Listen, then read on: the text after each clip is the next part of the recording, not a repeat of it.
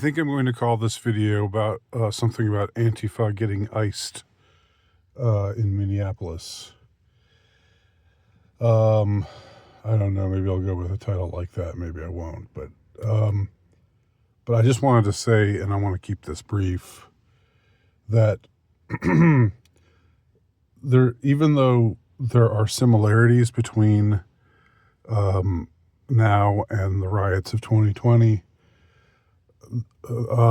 There are differences. There are crucial differences too, and those are worth noting.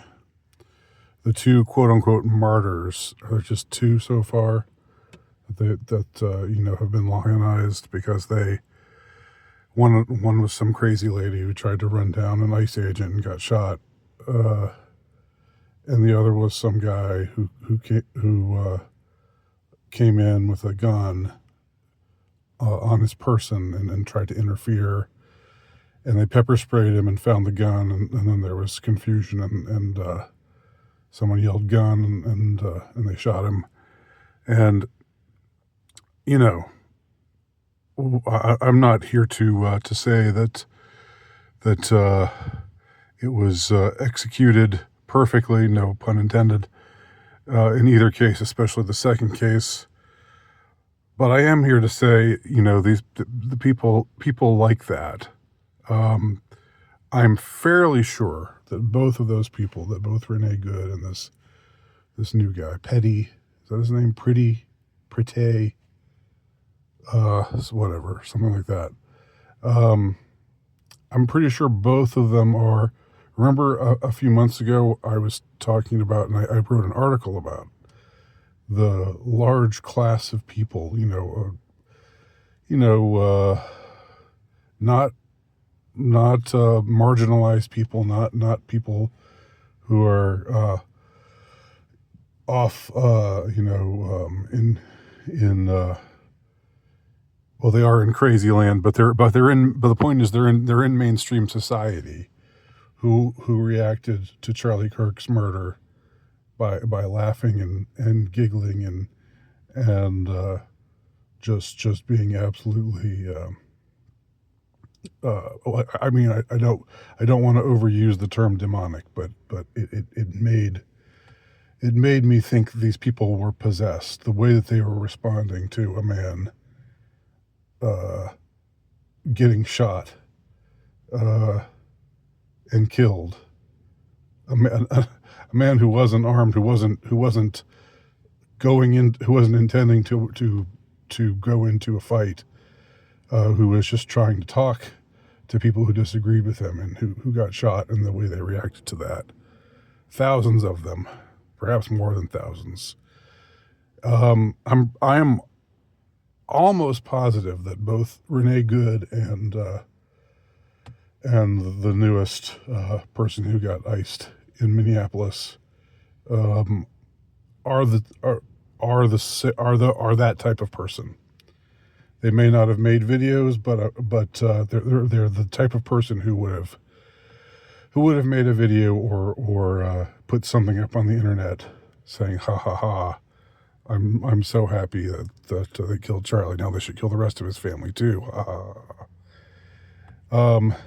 And now they're righteously indignant, and now they're morally indignant because they're sending out agents to find people who are in the country illegally and remove them and send them back to the country that they're from because they didn't enter the country legally. Now they're morally indignant that they, when one of theirs tries to run down somebody or tries to interfere with the arrest of one of these illegal immigrants who's compounded his initial illegality by committing crimes while he's here, and then gets, unfortunately,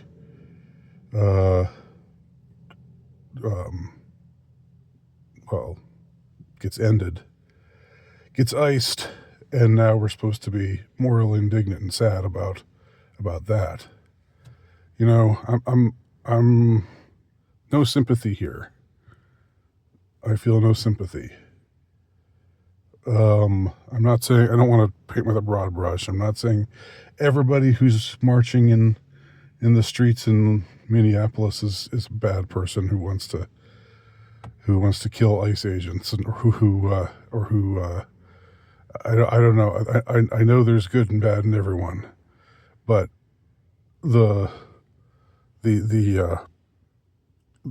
utter absence of